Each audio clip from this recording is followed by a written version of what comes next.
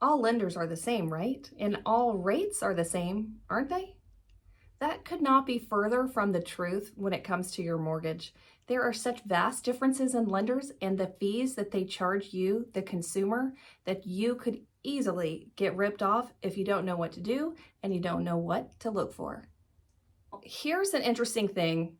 When I was a real estate agent, which I was for a long time, I actually had a fiduciary responsibility to my clients. That meant that I had to put their financial interests ahead of my own when it came to a real estate transaction. Now, contrary to what you would think, when it comes to mortgages, there is absolutely no fiduciary responsibility from a mortgage company to you, the consumer. The mortgage company can charge you as much as they can make and as much as the market will bear. And there is nobody looking out for your best interests when it comes to getting the best deal on your mortgage. Even your realtor, who may have a heart of gold, they might not understand exactly all the fees and nuances that happen or go on with a loan estimate. So I'm glad you're watching this video because you're going to get a little bit educated and you're going to be able to understand what to look out for when it comes to looking at these loan estimates and how different they can be so you can make a better choice. The differences in closing costs from one lender versus another can be so large that it could actually put you in a different home altogether. So, what are you going to look out for? Well, the first thing you have to do is you have to compare lenders. Don't just take your friend's recommendation. The lender could be perfect and they could actually be the one that you go with, but you're not going to know unless you have a comparison to make. So I'm going to tell you how to compare lenders, but I want to give you one big caveat. The lowest rate lender is not always your best choice. If that lender cannot meet all the deadlines of your contract and close on time, that rate doesn't mean anything. It is you who's going to lose your earnest money. It is you who's not going to have a home to move into, and it is you who is going to be out of luck. And that lender will probably never answer your phone call again. So keep that in the back of your mind when you're comparing lenders. Not only is it important that they have a good rate, but they must have good service and they must be able to close on time. So you're going to ask for a printed quote, all right? You might hear the term a loan estimate, and the problem with a loan estimate is that truly a real loan estimate doesn't happen until you've identified the home that you want to buy, you've put it under contract, and you're locking your rate, okay? That's when you get an official loan estimate. But when you're shopping for a lender, you need to do this before all of that is involved so you're comfortable with what lender to go with when the time arises and you really need to make a move on this home. So what do you need to ask for? You need to get an official quote, and you're going to want to ask them to itemize everything, all right? Sometimes a lender's just going to send you a text with an email or an email that just says, here's the rate. Isn't that great? Well, a low rate doesn't mean low fees. So you're going to want to see an itemized list of every fee that they charge. Now, a lot of lenders, they can give you a quote that's sort of similar to a loan estimate. And on a loan estimate, there is a box called Box A, and this is where the lender puts their fees in there, okay? So they may have an admin fee or an origination charge of some sort. They also might charge you discount points for a rate, all right? So one lender might have a 6.5% rate with no discount points or no origination. That's called a par rate. The other lender might have that same rate, but they might charge you 2% in terms of fees in the form of discount points or origination or a combination of the two. So you need to check on that and make sure that that's what you're comparing. And that's called Box A.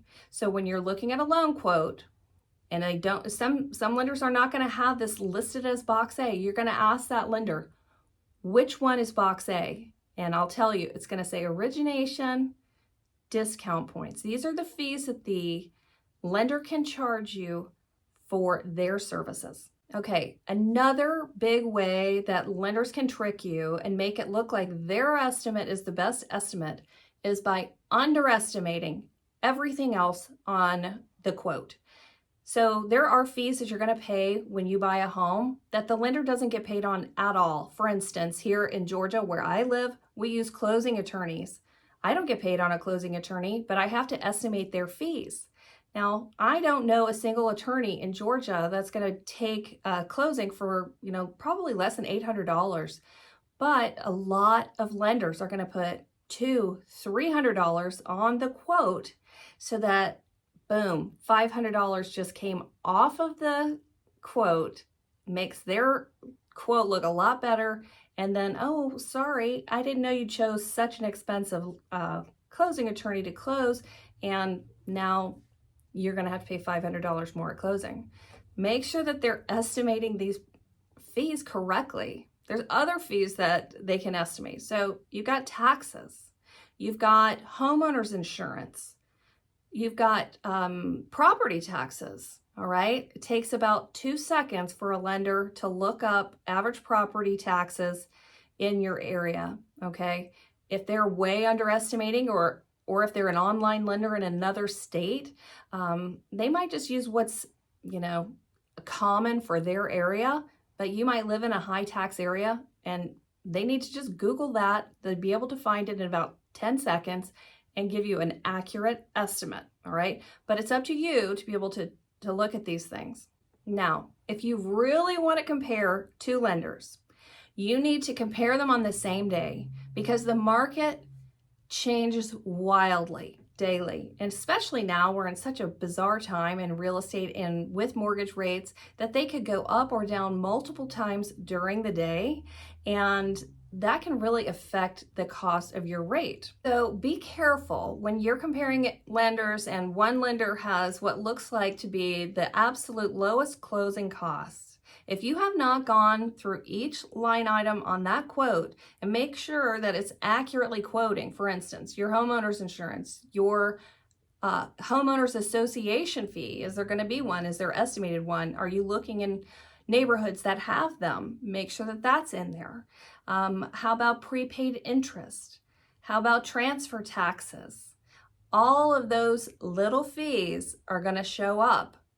Some lenders are going to accurately estimate those fees, and some lenders simply are not. And they could care less if you figure it out. In fact, they're probably going, I hope they don't figure this out until it's too late and you're under contract. Oh, and you got an official loan estimate. Oh, and by the way, you've already paid for your appraisal, so you might as well just continue to go with me. That is a lender that I hate.